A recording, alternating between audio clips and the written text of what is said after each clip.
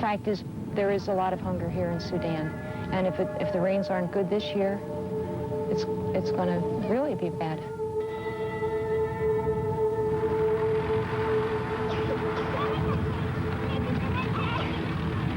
Suddenly we have this emergency situation with 250,000 people, maybe 300,000 people turning up in the last 2 or 3 months.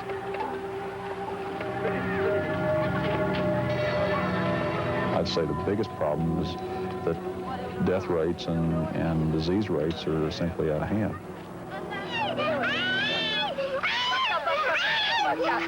We have enough for about another 1,000 vaccines.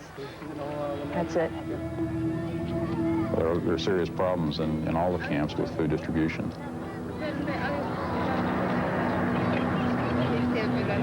As long as they understand that there is no water for them here, they will have to move to where the water is. They will have no alternative to that.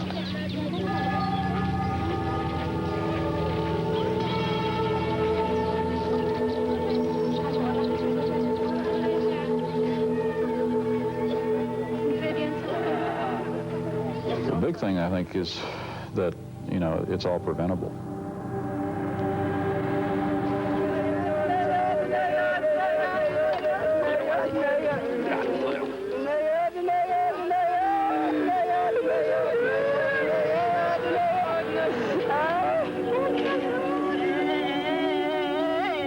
Well, it's a real failure of humanity. I think this is how we're going to be judged in the future.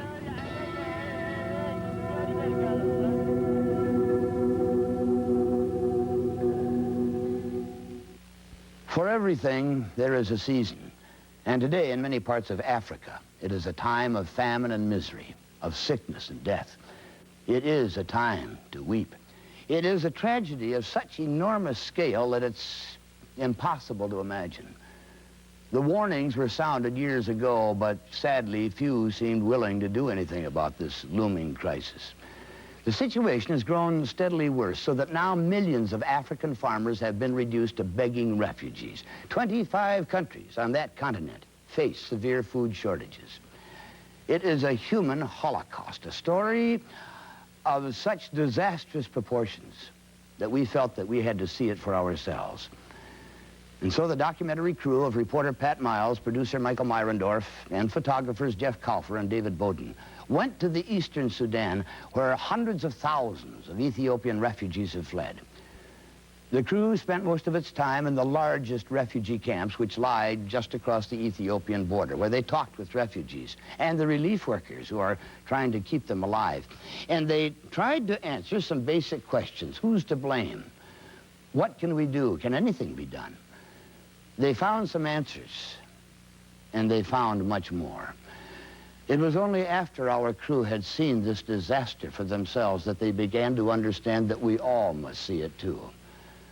The scenes may shock or disturb, but we mustn't turn away. We must watch, because this is a personal tragedy of people like ourselves. They have names, they have families, they have dreams for their children. We must watch, because nobody can without starting to care.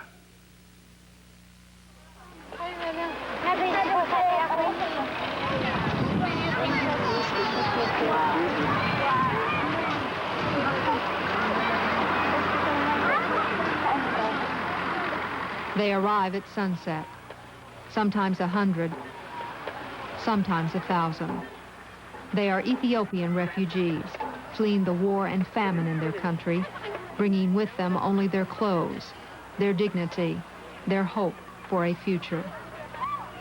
Most of them have walked more than 8 weeks to reach this border camp between Ethiopia and Sudan. As they enter Wad Cowley, their movement is slow, labored. They are tired and hungry. This camp is completely impossible. It cannot stay here. It's monstrously large. It's probably the largest settlement of humans between Gaddaref and Juba. It's almost 100,000 people now, and this is a quite impossible size for a refugee camp.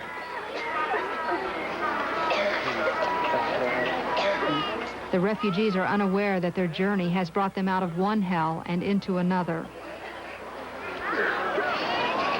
They will sit through the night with nothing, waiting to be registered so they can receive their small ration of food. The children are quiet, too dazed, too sick to cry or to care.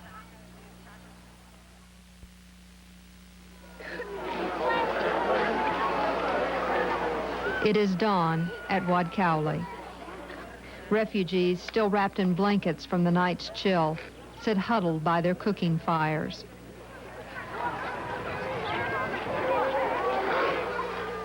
There is a sense of timelessness here, like a scene with no beginning or end, torn from the scriptures.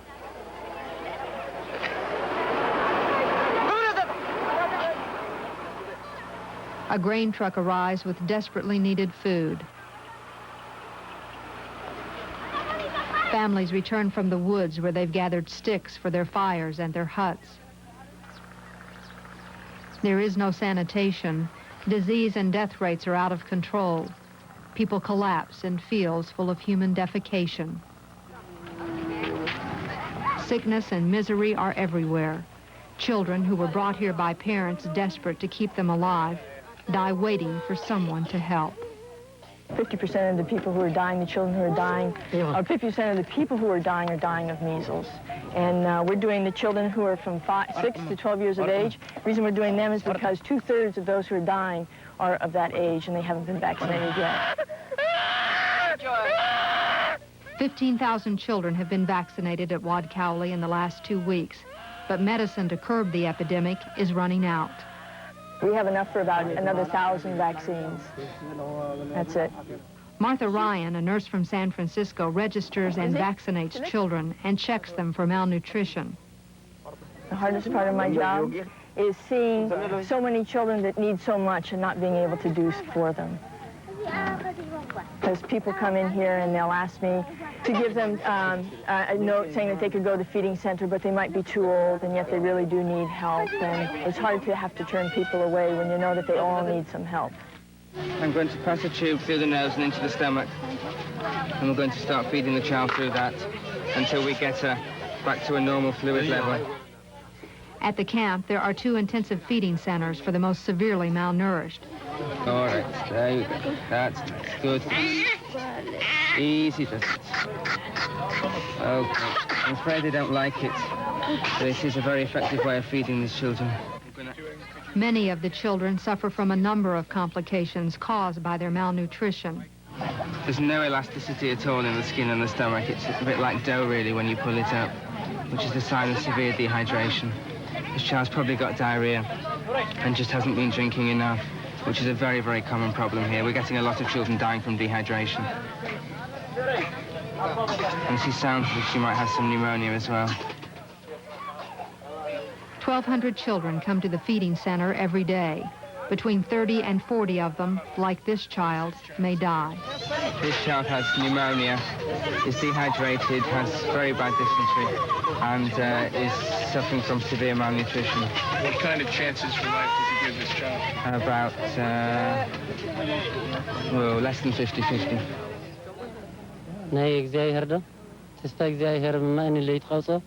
God must be punishing us because of our bad deeds. But still, we must trust him, because there is no one else to trust. Tikli is a Christian priest from the Ethiopian village of Geralta. He came to Wad Cowley a month ago with 700 people from his village. After years of drought, there was nothing left there. The land had withered, the cattle had all starved, and the villagers had eaten all their planting seed.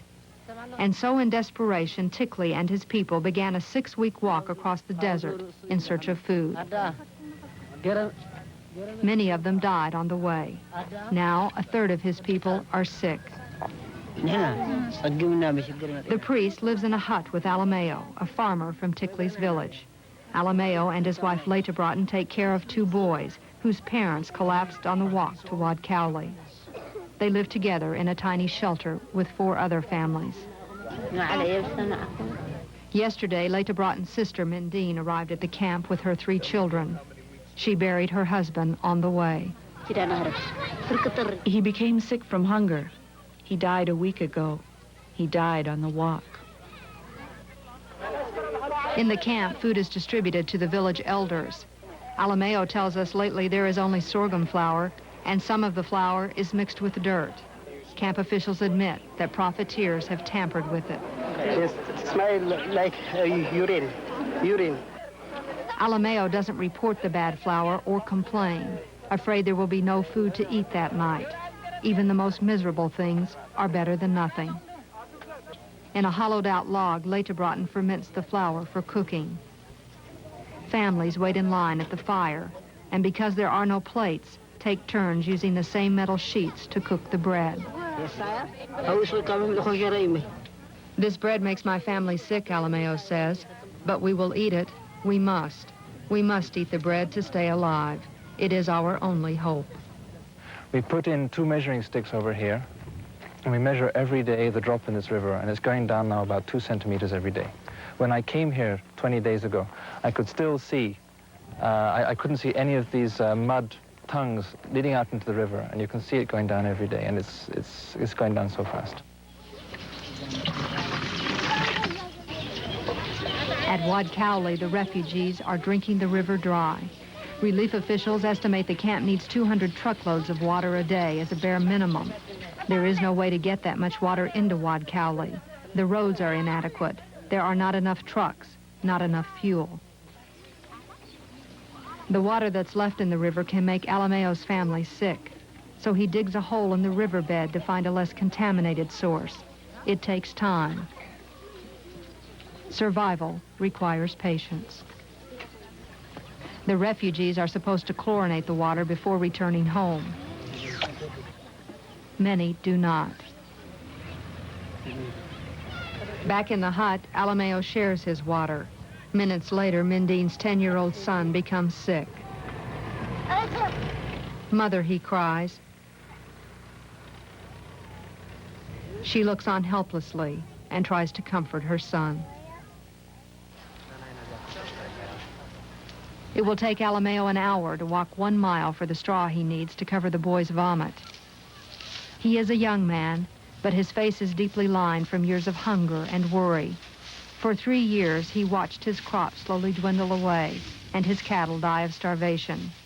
When he is alone, he thinks about his mother who was left behind in Ethiopia, too weak to make the walk to Wad Cowley. And he wonders if she is still alive.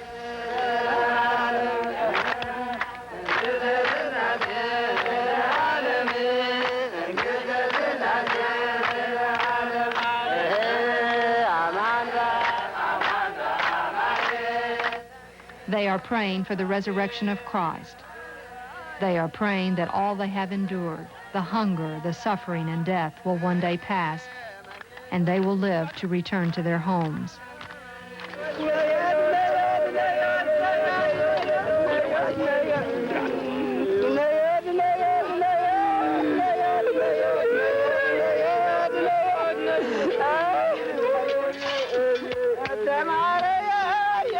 At Wad Cowley, the grave counter will record 100 deaths today. Refugees who will never make it home.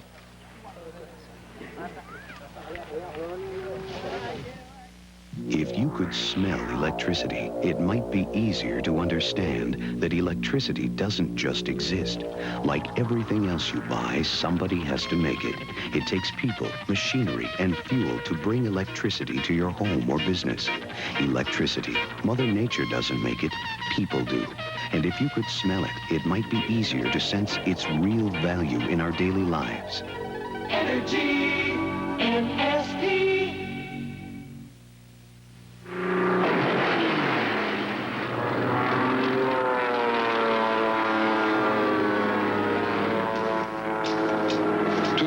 Whose lives are filled with all the stimulation they need. We offer Pepsi Free, made with absolutely no caffeine. The only stimulating thing about it is that exhilarating Pepsi taste. Caffeine-free Pepsi Free, because life is stimulating enough. Available in regular and diet.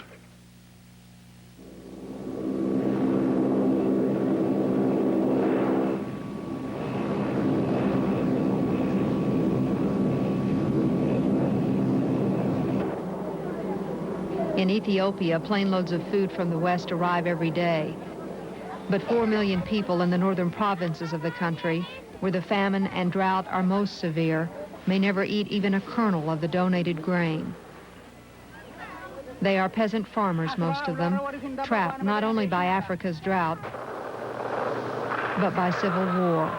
For 22 years, the central government has been fighting separatist movements in the northern provinces of Tigray and Eritrea. In the midst of the drought, war has driven 500,000 people from their country. Cut off from government aid because they live behind rebel lines, they have been forced to leave their homes in search of food. Thousands who came to government feeding centers for help, many of them rebel supporters, were loaded aboard Soviet planes and flown to resettlement areas in the south. The government claims they were taken to farms. The rebels say the government wants to get the peasants out of the way to make it easier to win the war. Segonia walked out of Eritrea 1 month ago to escape the war. She came to Wad Sharifi, a refugee camp on the eastern border of Sudan. In her hut, she makes coffee and tells us about the fighting and bombing near her village. She tells us she has no place to go now and will stay here. There are 600,000 refugees living in Sudan. 90,000 more arrive each month. And there are reports another 200,000 Ethiopian refugees are on their way and will arrive here by the end of March. We had advance warning that things were getting bad in August, and of course there were people starting to trickle in as recently as, or as long ago as 2 years ago. But the real massive influxes began between August and October, and by October we were in a crisis situation.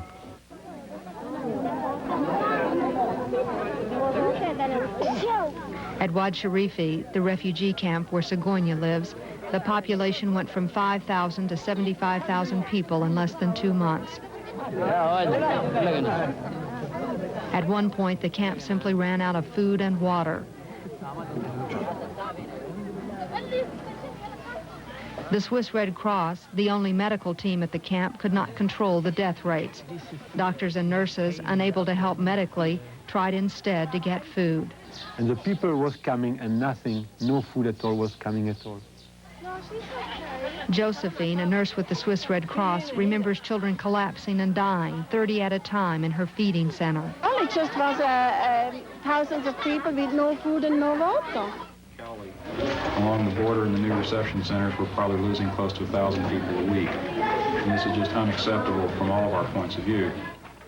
Fred Cooney and his company were hired by the United Nations to manage the crisis at the refugee camps in eastern Sudan. Cooney developed plans for the camps at Wad Sharifi and Wad Cowley to move the refugees to new settlements and to redirect the work of the volunteer agencies. At a meeting, Cooney made it clear he was not happy with the way things had been going. And if we're not ahead of the situation now, if we get hit with another 100,000, we're just going to be so far behind, a lot of people are going to die. The Swiss Red Cross complained it could no longer handle the numbers of refugees flooding the camp at Wad Sharifi. They asked for help. Cooney and the UN responded by sending a medical team to the camp from a Denver-based relief organization called La Lumba.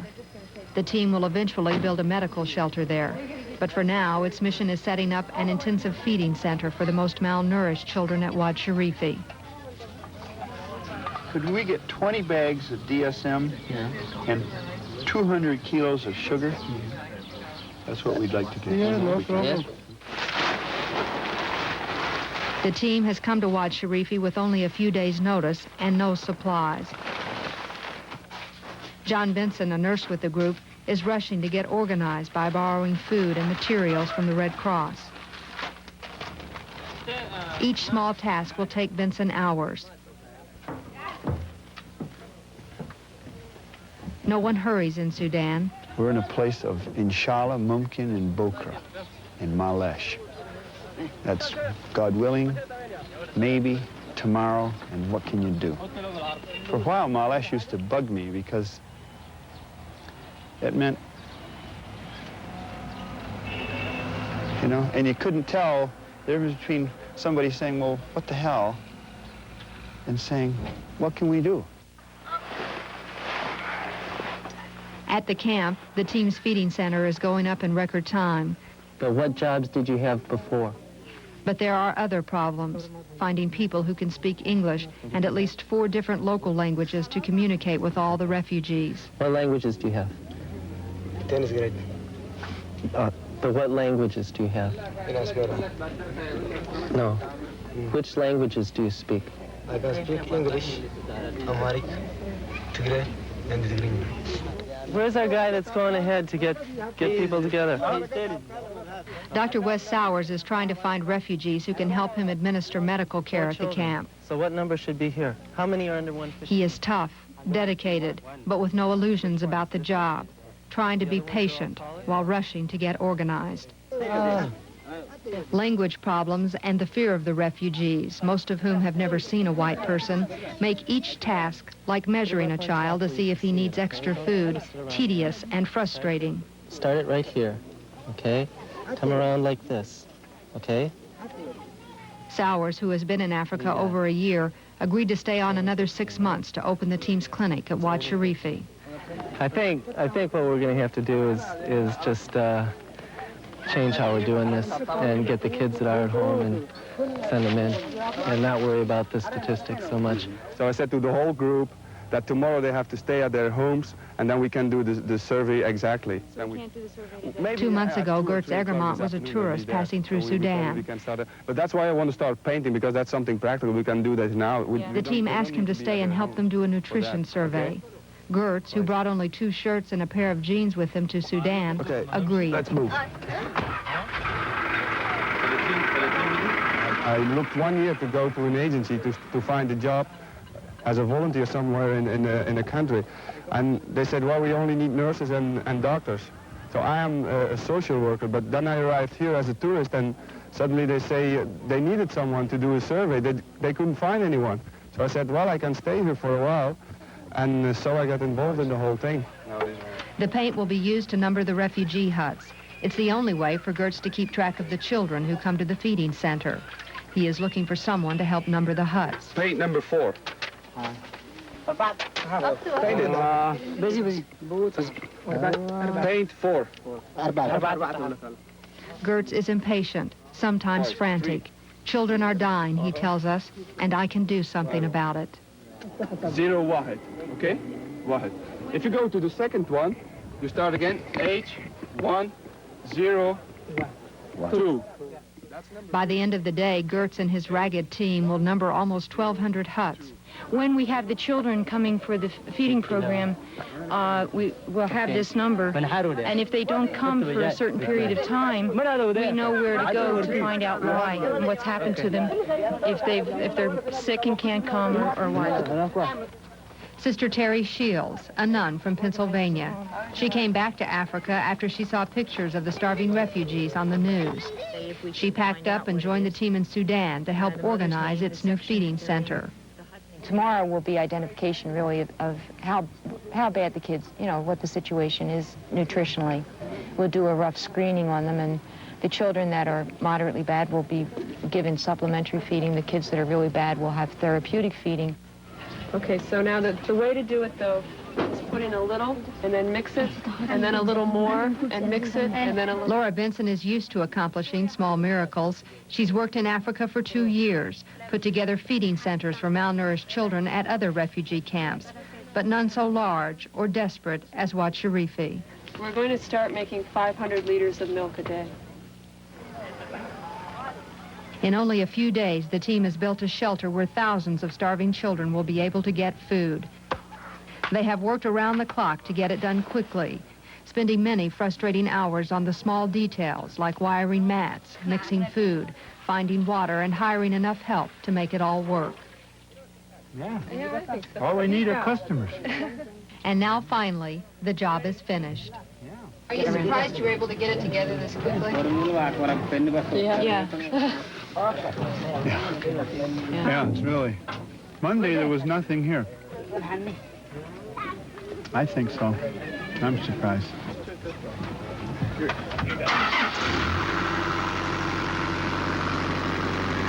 They are 5 people who came to Sudan to make a difference. Tomorrow, when they open their feeding center, they will. Come tomorrow.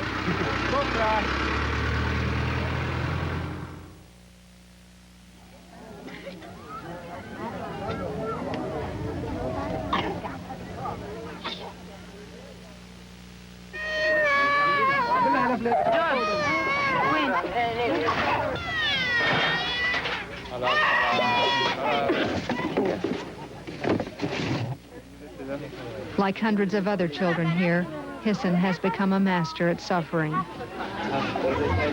Since birth, he has been dying by inches. Now, there is nothing left. Totally malnourished. Lack of food, lack of protein, lack of calorie. This is just because of not enough food. Just of anything at all. 7.5. Here, 7.5. 7.5. 7.5. How old is that child? 8. 4 years. Look, a child of 1 meter of 100 should weigh normally more than 13 kilos. This weight only 7.5. So 7.5. It is not even on our chart. It's less than 50% maybe. Our chart is only going till 60%.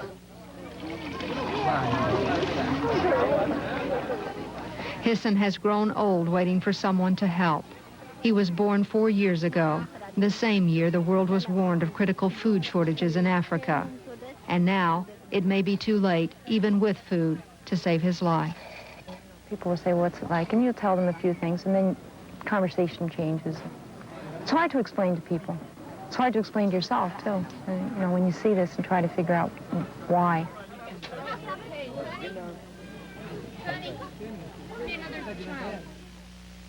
Is it possible to produce electricity and keep the environment sound? NSP has spent more than $300 million since 1968 to make sure we do both. During that time, we've reduced coal plant emissions by 66%. At the same time, we've increased the amount of electricity we produce from coal. Producing electricity and keeping the environment sound. At NSP, we don't think we have to sacrifice one to have the other. Thomas Edison predicted the doctor of the future will give no medicine, but will interest his patients in the care of the human frame, in diet, and in the cause and prevention of disease. Chiropractic care has championed this concept of healthcare for decades and believes in the natural, drugless approach in aiding you to become a happier, healthier person and experience a sense of well-being. For further information, call the Chiropractic Communications Group at 927-2800.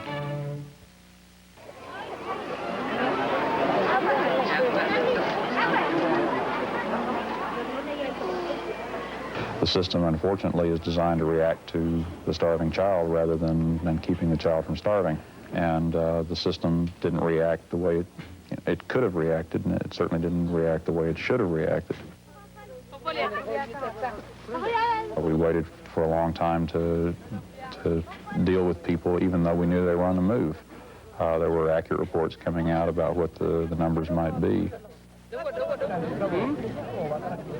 As far as the UN system is concerned, there were some pretty massive failures in predicting and anticipating needs of moving supplies in.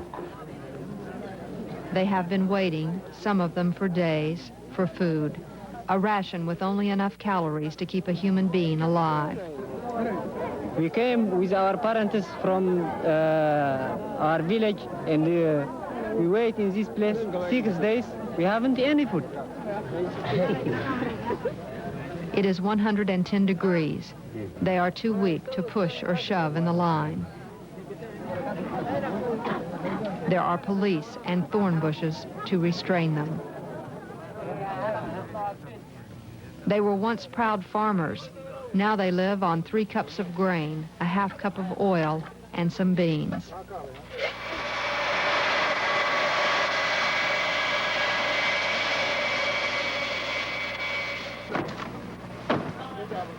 Emergency airlifts bringing oil and beans to Wad Sharifi, where food is running out, have arrived. Water supplies are being trucked in, but still not enough to support the 75,000 refugees who are already at the camp and the thousands more who are on their way. The problems became critical last year when huge numbers of refugees from Ethiopia began pouring into eastern Sudan. There had been warnings they were on the way, but no one was prepared. The UN, the relief agencies, the Sudanese government were all overwhelmed. There are things that could have been done better, that we ran out of food. Now, we did everything we could do to try and avoid this, but when you run out of food, people really suffer. You see the nutritional status declining of people who were in a bad way when they came in, but would have been all right if they got food quickly. At Wad Sharifi, medical workers were left to fight diseases that could have been prevented if only minimal amounts of food had been provided to the refugees. You know scurvy?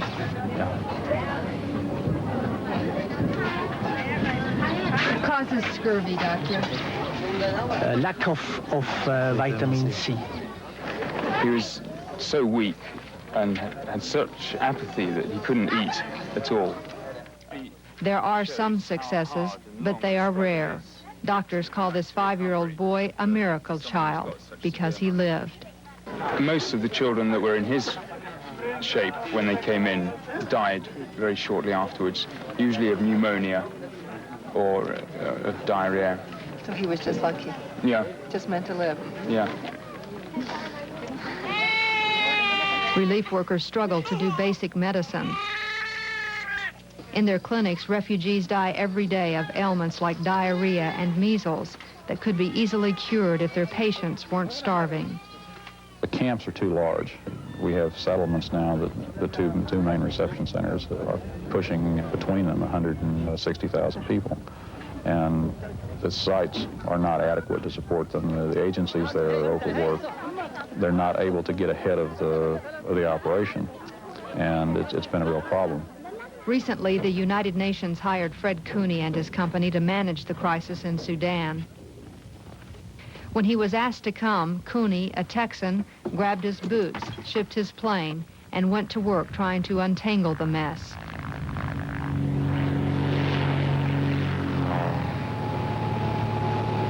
Okay, this is Fowl 1. This is the original site of the camp land here with all the tents in it. The fact is that, you know, we're the consumers of the world's resources. We're the ones that are contributing a lot to the underdevelopment just by the use of resources. And that makes it incumbent on us to also try and find solutions for some of the problems out here. These kids look okay. They obviously got cases of worms and some of the basic things you'd expect to see, but right now most of them look in pretty good shape. Let's take a look at the little one over here. Hello. Yeah. Yeah. So, I'm no medical person, but I'd say overall these look okay. Cooney is touring FAO, one of the refugee camps he helped plan. 50,000 refugees were trucked here recently from the eastern border of Sudan. At FAO, the United Nations has provided tents. The camp is located next to a canal, so there is water. And the International Rescue Committee has set up medical clinics. The camp is considered a model for future refugee settlements in Sudan, and eventually all of the refugees from Wad Sharifi and Wad Cowley will be trucked to similar places. I think that everybody has been concerned with the question of site selection, of finding somewhere for the people to go. But I think, you know, I would not wish to criticize the Sudanese, because this is a problem that is on top of a very severe Sudanese problem. Last night, 2,000 refugees at Wad Sharifi were told they would be trucked to a new camp. But no one here has received any food yet, and there is reluctance about leaving the border area, where from the camp they can see the mountains of their homeland. People are sick and tired. Some people couldn't even make it here. We who have come should not be separated. We are too tired to be moved. Do they have any choice but to go? We don't think we can make it to a new camp. We are too weak. It's all the same for us. It's better for us to die here. The Sudanese are in a hurry to move the refugees. Not only are resources running out at Wad Sharifi, the people are living on Sudanese cropland, and the farmers want them off.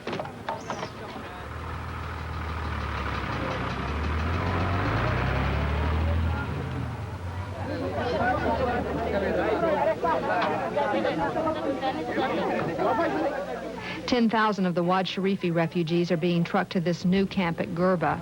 It is located near a small Sudanese village and a reservoir. Several miles away, other camps are being built for the refugees at Wad Cowley. For Sudan, a country facing its 5th year of drought, the implications of supporting these refugees from Ethiopia are enormous. The borders remain open, but privately Sudanese officials are beginning to despair. The government is bankrupt. To the south, there is civil war. Already in the cities, gas is being rationed, and in these villages, many foods are scarce. 20 miles outside the capital, Khartoum, thousands of Sudanese farmers are living as refugees in their own country. Of all the refugee camps we saw in Sudan, this one appeared the most chaotic, the most violent. Children fought over bread, and whips were used to keep people in order. In a way, there's a balance. You can't just concentrate on the east alone, where the problems are perhaps the most serious, but one has to try and keep an overview, because the Sudan is a country that is facing refugee problems on 3 of the 4 points of the compass. 25 African nations now face critical food shortages because of drought, primitive farming techniques, and the continuing deforestation of the land by man and animals. The land is simply drying up and blowing away. There's been some talk, too, even of the Nile being covered with, of the northern part just being covered over with sand, which would stop the flow of the Nile. The U.S. and Sudanese can't afford to let it blow away. There's been lots of discussion, lots of talk. There's lots of ideas. But not much action. The desert in Africa advances 6 miles each year, and it will take billions of dollars to begin to reverse the process. I think it may be over the next 20 years there will be major demographic changes in population changes in Africa, and it may be that Africa will end up at the end of it with a very much smaller population than it has at the moment. On his farm in the Sudanese village of El Azaza, Mohammed is worried about the future. For 2 years, he hasn't had a crop. All his livestock died of starvation, and his sons have been sent to the nearest town to work as day laborers. Because he sold his plows and oxen, next year he will plant by hand. It will take him 6 weeks. What will he do, we ask him, if it doesn't rain? We will pray, he tells us. We will pray. We'd like to give you an update now on the situation at the refugee camps in eastern Sudan. The latest information we have received is that the relief efforts there are making some progress. At Wad Cowley, the death rates are down, and the measles epidemic is now under control with the arrival of more vaccine. But the refugees must be moved from that camp to a new site because the water has now run out, and officials cannot continue to truck water into Wad Cowley. At Wad Sharifi, the Lalumba team has now been joined by some of the volunteers from the Minnesota-based American Refugee Committee. Together, they will provide medical care and nutritional feeding at the camp. By the 1st of April, they hope to have a permanent medical clinic and also a feeding center set up and in operation. We also have reports that another 200,000 people from Ethiopia are now walking toward eastern Sudan, and that 20,000 have already reached the border area and are entering the country now. With us this evening, we have asked 4 people to join us who have been to Africa and know firsthand the problems of the Ethiopian refugees. They have joined us tonight for a panel discussion, and I would like to introduce them. They are Minnesota Lieutenant Governor Marlene Johnson, who returned from a visit to eastern Sudan a month ago. Since that time, she has been actively involved in raising funds for the relief effort. Also with us tonight is Ron Way, Director of the American Refugee Committee in Minnesota. He toured eastern Sudan with Lieutenant Governor Johnson and recently helped to organize a medical team now working at Wad Sharifi. Also, Dr. Tesfahum Berhe is from Eritrea. He lives in Minneapolis and works as an assistant professor of mechanical engineering at the University of Minnesota. Dr. Berhe has worked extensively with the Eritrean Relief Committee to get food into the Ethiopian province of Eritrea. And also with us tonight is Dan Canal, Executive Director of Grassroots International, a relief organization that contributes aid directly to the people in Eritrea and Tigray. Dan is a research fellow at the African Studies Center at Boston University. Thank all of you very much for being with us tonight. We're going to be back to begin our panel discussion in just a moment. NSP's most sensitive tool to help our customers manage energy by listening. We'd like to cut energy costs. We've developed programs that encourage foundries to alter energy use patterns and better manage energy bills. Now NSP is at work on other ideas for your energy needs. We're sharing these ideas with you and measuring their success with our most sensitive tool. Energy NSP.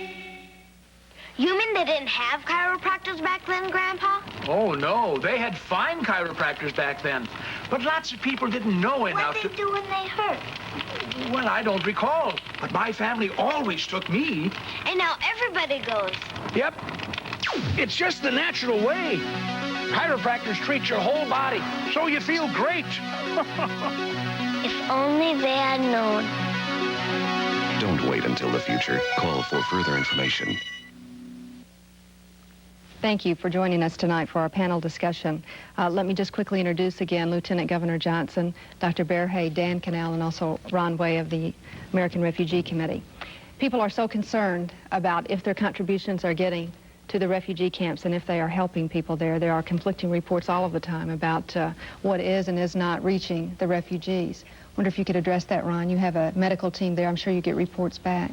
The supplies are getting through. Our people are working. Some of these reports, I think, are confusing the situation in Ethiopia with Eastern Sudan. Eastern Sudan is a manageable situation, and the supplies are getting through. The real problem, Pat, is that the supplies aren't getting into the heartland of Ethiopia, where both war and drought are causing this problem, so that the people have to leave to come into the Sudan to get food. I think the Sudanese are cooperating incredibly well with the agencies to make sure that the aid works. But the people have to get the aid in their home villages so they don't get out there in the first place. In other words, they're not getting help until they are, in fact, a refugee. And in a certain sense, because of the situation in Ethiopia and the Ethiopian government's policies, we're creating refugees by trying to help them and compounding the problem. Mm-hmm. Why is it, Marlene, that the situation has become as critical? Aren't there developmental programs that governments couldn't do to help this, to prevent the situation from being the way it is in the first place? Well, I think there are two issues. I mean, the issue of development and how we approach development is a difficult one. And in my view, we haven't been very appropriate in that. I mean, a typical power plant paid for by USAID doesn't make much sense in a country where farmers need $50 loans and maybe an upgrade in tools and some technical assistance. But the other issue is that the crisis now is really compounded because of drought. And so while we have to look at long-term issues, we really have to address the emergency at the moment, and that emergency is today and tomorrow and next month and 6 months from now for the next year or two. And it's not going away, it's only going to get worse, and the contributions of Minnesotans and all Americans and the world community just must continue. Our contribution this week isn't enough. It's only enough for today. Mm-hmm. Why is it, and we mentioned this in our report, that 4 years ago, when the word was first out that Africa was in trouble, that there were people, in fact, facing critical food shortages, why is it that at that point no one cared, no one contributed? Well, when we are talking about the people who are hit by this drought, there are two kinds of population. One group is the one who have crossed the border to the Sudan, who are the strongest, who could make it there, which we have seen on Channel 4 WCCO TV. The others are the ones who are dispersed in the valleys and caves in Eritrea and in Tigray, in the northern part of Ethiopia. Now, those people are suffering, and the aid is not penetrating, as Dan was saying, deep to the countryside. Now, there are some relief organizations who are working inside those areas. For example, if we take the case of the Eritrean situation, we have the Eritrean Relief Association. Its headquarters is in the Sudan.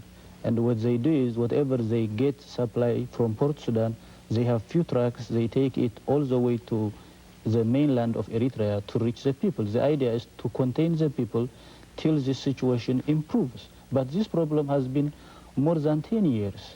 And in our organization, the Eritrean Relief Association, has been operating since 1975. So anything goes to in cooperation with the government through the relief organizations is not reaching the needy people. This is the main problem. The other problem is they are simply transporting people from markets and from relief delivery areas to the southern part, to the Oromo land, without any planning. Those people who come there just came to get some grain from the distribution centers. Without any planning, they simply pick them from the distribution area, load them in planes, and take them south to settle them. And that is not the way that should be done. So the problem is very massive. There is no solution for it so far. We haven't seen any infrastructure going on in Ethiopia, whereas there are small cottage industries setting up in Eritrea. And in Eritrea, at this particular time, the Lutheran World Relief is working, the United Methodist of Christ, the United Methodist of America, the Direct Relief International are participating, and also Dan's organization is participating in reaching the Eritrean people and the Tigrayan people. Pat, you know, you said, though, in the beginning that it wasn't a story 4 years ago. I think we have a real question to ask ourselves, and I think the public needs to address this. Prevention of a disaster was not a story. When we saw it coming, it really, I think we have to face it, it wasn't a story until network television went in and saw people dying by the hundreds per day. Now we know that's the case. We know that it's spreading in Africa. What are we going to do? Are we going to stay with this tomorrow, or will we shift somewhere else? I have to commend your interest in doing this, but the public also has to say, okay, we have a warning here. This is a continent in crisis. Are we going to take this opportunity now and really move in the long term to try to make it easier for these people to live, to produce for themselves, or are we going to help them today and then turn somewhere else tomorrow? But isn't it true, Dan, that there's a fundamental problem with relief agencies in that they rely on appeals from the public, and that appeals from the public are generally not successful until people see a starving child or a refugee who's had to leave his home? Well, I think there are two issues here, though. I mean, one is private contributions to the relief organizations, and the other is government policy. And the two have to go hand in hand. Neither would be or is enough right now in East Africa. We have to have substantial government aid, financial aid and development aid, and we also need to have ongoing support by these organizations. And most of the private organizations, from Lutheran World Relief to Catholic Relief to ARC, to grassroots, I mean, they do fundraising all the time, ongoing. And the issue is whether or not we, as a people, are going to decide that we're not going to let this one go. Well, we have a responsibility in here, too. I think it's not enough to say, this is the popular issue, let's go raise funds for it. We have to educate the public. That's we right. have to make a commitment. The agencies themselves, we who are on the ground and who see this, I think we're not going to resolve the problem over there. Grassroots International is a drop in the bucket compared to what's necessary. The real value that we and the ARC and others like us have is that we're there with the people. We know what's needed, and then we have to come out to the media and to the government agencies and say, look, here's what's needed. We know how to see it used productively, but you're going to have to come up with the big bucks. You're going to have to come out with the money. What about the future? The problem seems so overwhelming when you see it firsthand, and you wonder, what can we do really? I mean, will our contributions make a difference, and will that ultimately result in those people being able to return to their homes and somehow building back their culture and their country? Pat, I think we have to keep in mind that, yes, the problem is going to get worse before it gets better. No, it is not hopeless. If we look at it that way, I think then it's easy to turn tail and run. But the process of education is starting. The process must continue, but most important, I think, is we've got to commit to working there for the long term. We'll deal with the crisis, and we're doing that. Haphazard as it may be, it's at least happening. But now we've got to take it the next step and commit to working long term to solve this problem. Yeah, I think it's solvable, but it takes commitment. I also was very affected, as we all were, by seeing the death and the suffering there. And it's extraordinary to see somebody starve to death. But side by side, I came back with a tremendous inspiration at watching the people there affected in Eritrea, in Tigray, the Eritreans and Tigrayans, not the outsiders, but they themselves organizing to care for their own, anxious with an enormous amount of dignity, anxious to get back to work, to get out of a charitable situation. And if they can find hope in a situation as bad as that, I think we can't do any less. That was one of the amazing things, because in the face of everything, they have so much of their humanity intact. And their spirit is not broken. No, not at all. Not at all. It is like anything else we do. We can only take it one step at a time. Each of us can only do what we can do today.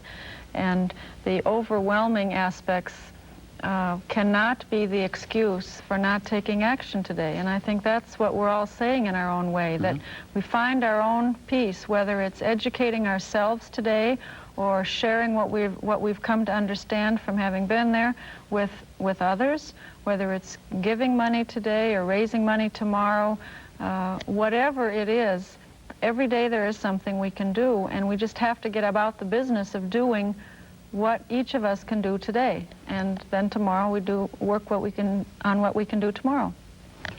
At this particular time, while I have the opportunity, I would like to appreciate what you have been doing in the name of the Eritrean people and the Tigrayan people.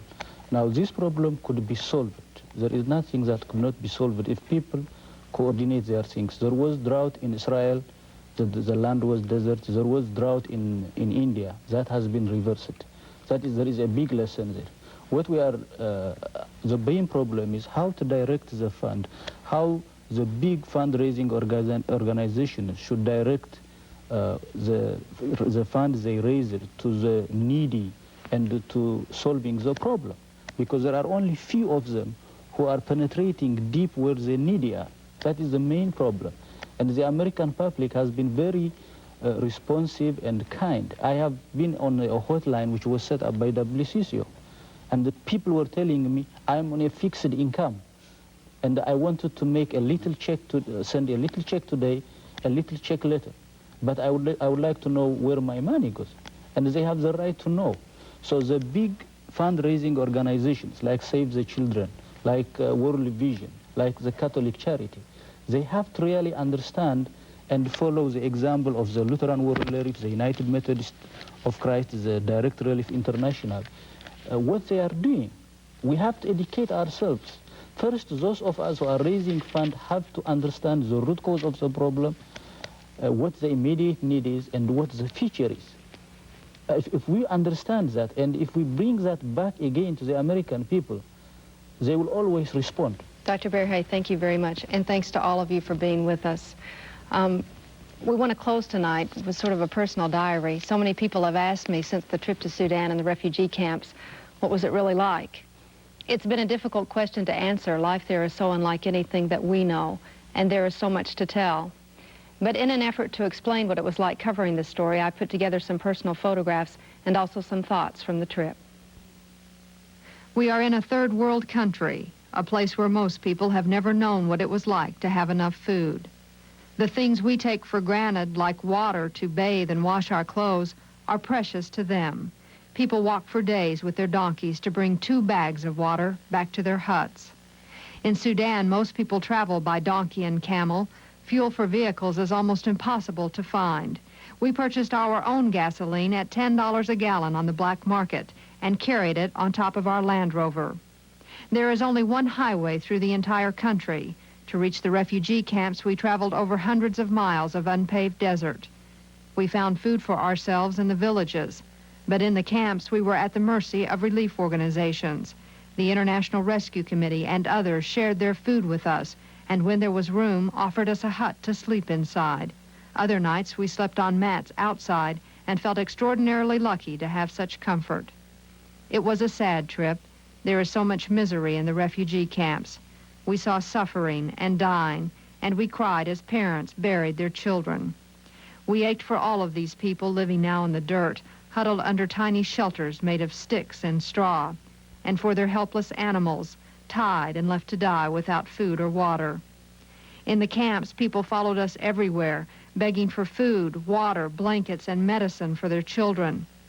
"We'll tell your story," we told them, and they looked at us desperately, not knowing anything about television or cameras, knowing only that today they needed someone to help them.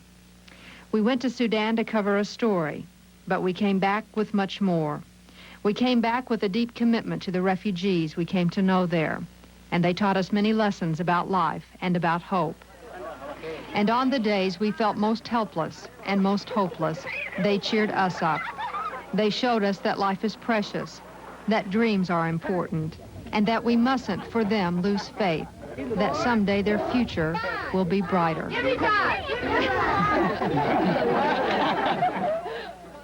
2 weeks ago, WCCO broadcast a series of special cover stories about the African famine. One of our reviewers was 7-year-old Tim Olson.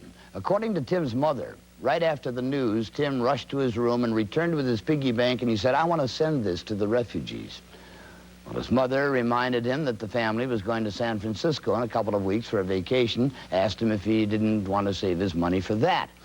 Well, Tim thought for a moment, and then he wrote us this letter. "I have saved my allowance and decided that the people in Africa need it more than I do. I hope this will help."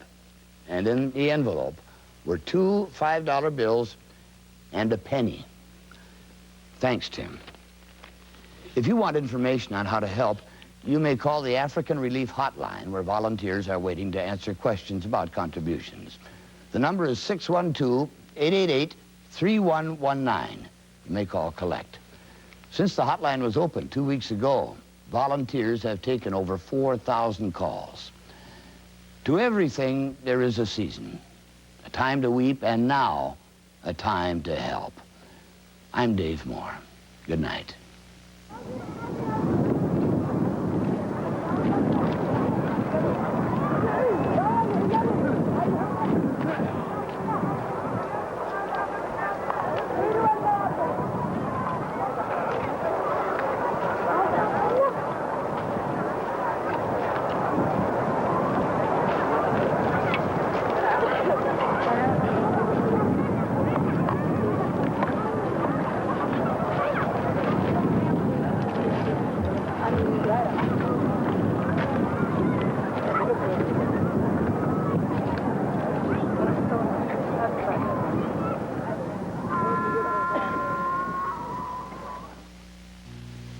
If you could hear electricity, it might be easier to understand that electricity doesn't just exist.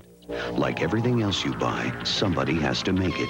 It takes people, machinery, and fuel to bring electricity to your home or business. Electricity doesn't make it, people do.